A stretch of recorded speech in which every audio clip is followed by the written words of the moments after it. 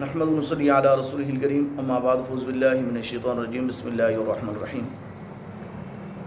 صحابی رسول حضرت سلمہ بن اکوع رضی اللہ تعالیٰ عنہ فرماتے ہیں کہ اللہ کے نبی صلی اللہ تعالی وسلم کے سامنے ایک شخص بائیں ہاتھ سے کھانا کھا رہا تھا، تو اللہ کے نبی صلی اللہ تعالی وسلم نے اس کو منع فرمایا دائیں ہاتھ سے کھانا کھاؤ۔ اب اس شخص نے تکبر کی وجہ سے یوں کہہ دیا کہ میں تو دائیں ہاتھ سے کھانا نہیں کھا سکتا، تو اللہ کے نبی صلی اللہ تعالی وسلم نے فرمایا کہ آج کے بعد تو دائیں ہاتھ سے کھانا کھانے کی طاقت نہیں رکھے گا۔ اس حدیث مبارکہ کے اندر تین چیزیں ایسی ہیں جو قابل غور ہیں۔ پہلی بات تو یہ ہے کہ اس نے اللہ کے نبی صلی اللہ تعالی وسلم کی سنت کے خلاف عمل کیا۔ ہر ایک عمل کے اندر اللہ کے نبی صلی اللہ تعالی وسلم کی سنت کو دیکھنا چاہیے، اس میں سنت کی اہمیت بیان کی گئی ہے۔ کھانا پینا اڑنا بیٹھنا، عبادات معاملات، ہر ایک کے اندر اللہ کے نبی صلی اللہ تعالی وسلم کی سنت کی پیروی کرنی چاہیے، اور اللہ کی بارگاہ کے اندر وہی عمل قابل قبول ہوگا جس میں اللہ کے نبی صلی اللہ تعالی وسلم کی سنت کی مہر لگی ہوئی ہوگی۔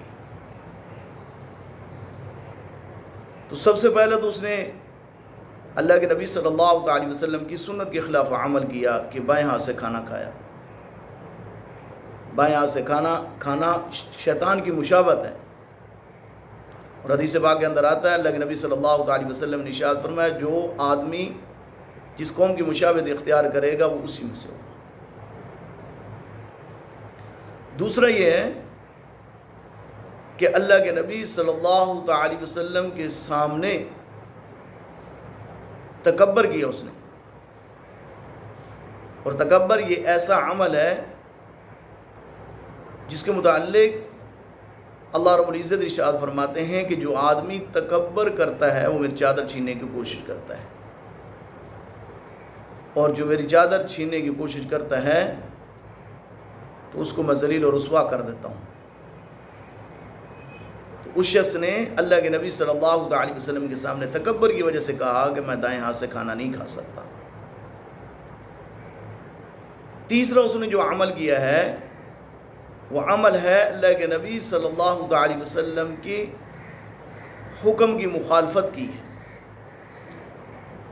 اللہ کے نبی صلی اللہ تعالی وسلم نے جب فرمایا کہ دائیں ہاتھ سے کھانا کھاؤ، تو اس نے اللہ کے نبی صلی اللہ تعالی وسلم کی حکم کی مخالفت کی ہے، تو پھر اللہ کے نبی صلی اللہ تعالی وسلم نے ارشاد فرمایا کہ آج کے بعد تو دائیں ہاتھ سے کھانا نہیں کھا سکے گا۔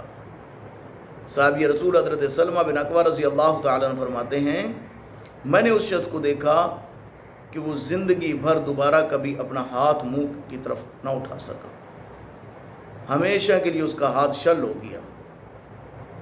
تو پھر واجب الاحترام دوست بزرگوں، سب سے پہلی بات تو یہ ہے کہ اللہ کے نبی صلی اللہ تعالی وسلم کی سنت کی اہمیت اس کے اندر بیان کی گئی ہے کہ اللہ کے نبی صلی اللہ تعالی وسلم کی سنت کے مطابق عمل کرنا چاہیے۔ صحابہ رضوان اللہ تعالی مجمعین اللہ کے نبی صلی اللہ تعالی وسلم کی سنت کو دیکھتے تھے، جان چلی جاتی تھی اللہ کے نبی صلی اللہ تعالی وسلم کی سنت کو نہیں چھوڑتے تھے۔ دوسرا یہ ہے کہ اپنے دل کے اندر تکبر نہ پیدا کرنا، ہمارے عمل سے ہماری زبان سے کبھی بھی تکبر نہ ہو۔ تیسری بات یہ ہے کہ اللہ کے نبی صلی اللہ تعالی وسلم کے حکم کے خلاف عمل نہ کرنا۔